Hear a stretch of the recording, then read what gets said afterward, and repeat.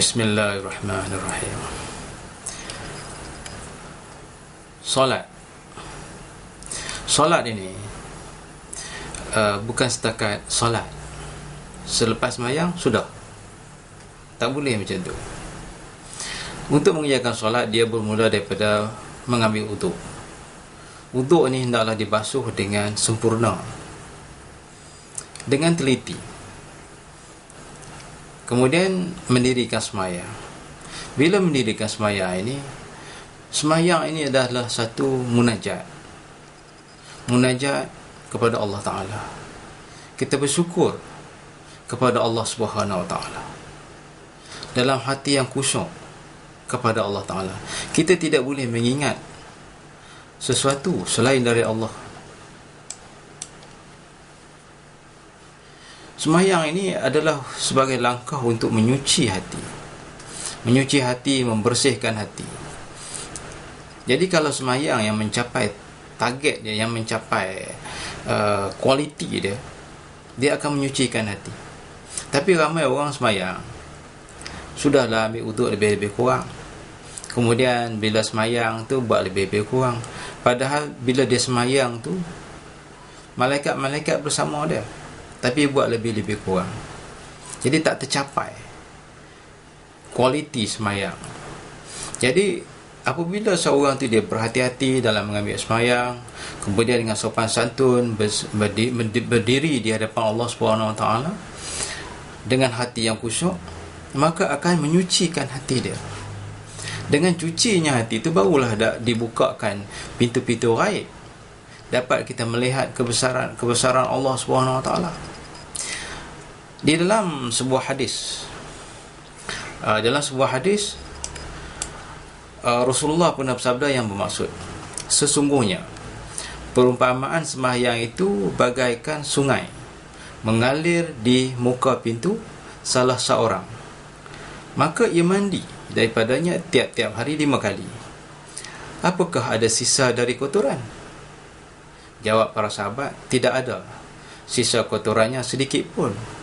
Maka Nabi bersabda, demikian juga contohnya dari sembahyang 5 waktu menghapuskan segala dosa-dosa. Jadi bila kita sembahyang dengan yang betul, maka dia boleh menghapuskan dosa. Tapi kalau sembahyang tu yang tidak khusyuk, yang lalai, dia tidak dapat menghapuskan dosa dan tidak dapat menjernihkan hati. Sembahyang ini juga dia sebagai satu cara untuk memanjatkan kesyukuran kita kepada Allah Subhanahu Wa Taala. Bila kita bersyukur pada Allah Ta'ala dengan hati yang tulus ikhlas, maka Allah Ta'ala akan buka rahsia-rahsia dia. Maka kita dapat melihat kebesaran Allah Ta'ala, dan kita dapat bermakrifat, mengenal Allah Subhanahu Wa Ta'ala. Kemudian dalam firman Allah Subhanahu Wa Ta'ala yang bermaksud, tegakkanlah sembahyang untuk mengingatkan pada aku.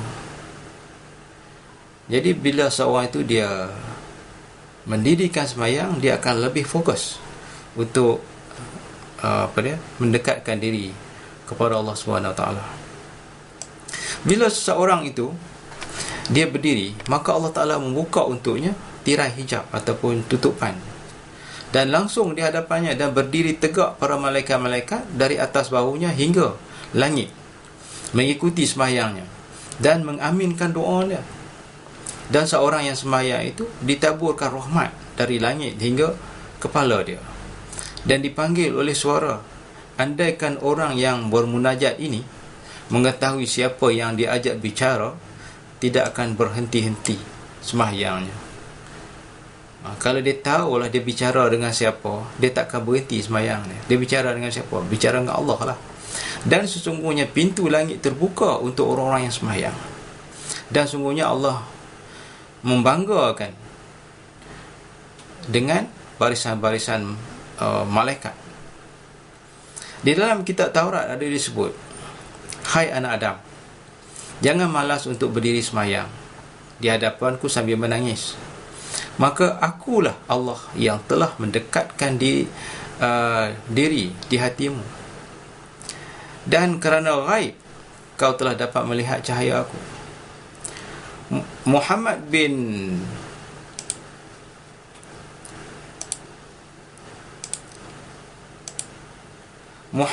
Ali Tirmizi berkata, Allah telah memanggil orang-orang yang bertauhid supaya sembahyang 5 waktu kerana rahmat, kasihan kepada mereka, dan menyediakan berbagai macam hidangan supaya seorang hamba itu dapat merasakan pada tiap-tiap bacaan, dan gerak itu kurniaan pemberiannya.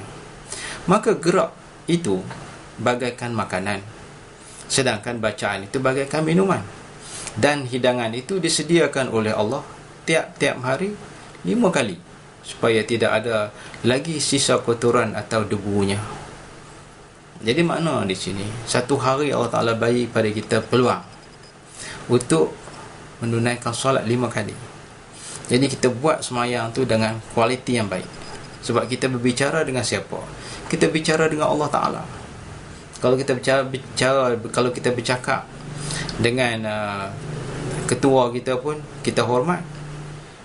Tambah kalau kita dapat bercakap dengan presiden ke, dengan menteri ke, kita berasa hormat. Mengapa kita bercakap di hadapan Allah Ta'ala buat lebih-lebih kurang? Tak boleh. Jadi sebelum kita nak semayang tu, kita ambil semayang dengan teliti. Kemudian bila kita semayang tu, kita berdiri dengan khusyuk. Dengan kekhusyukan tadi ni, sebagai kita rasa kita ni bersyukur pada Allah Ta'ala, kita puji Allah betul-betul. Dan kita tahu setiap perkataan dalam semayang tu, mesti kita tahu makna-makna dia. Kalau kita tak tahu, seperti mana orang yang mabuk, la taqrabus shalah wa antum sukara hatta ta'lamun ma taqulun. Janganlah kamu menghampiri mendirikan sembahyang dalam keadaan mabuk hingga kamu tak tahu apa yang kamu kata. Jadi orang yang mabuk ni, dia tak tahu apa yang dia kata. Demikianlah juga orang yang sembahyang, dia tak tahu makna-makna apa benda yang disebut. Kalau bagi orang Arab, dia tahulah makna dia. Bagi orang Melayu, dia tak tahu apa-apa benda yang dia sebut, apa makna dalam kalimah-kalimah yang dia sebut. Bertambah lalailah hati dia. Jadi semayang tu hendaklah disertakan dengan makna dan fokus dalam semayang tu. Sebab kita bercakap dengan Allah Ta'ala. Dengan kita menjaga kualiti semayang tu, baru hati kita jadi bersih. Bila hati kita bersih, barulah kita dibukakan hijab, iaitu kita nampak ataupun kita mengenali kebesaran Allah SWT melalui solat.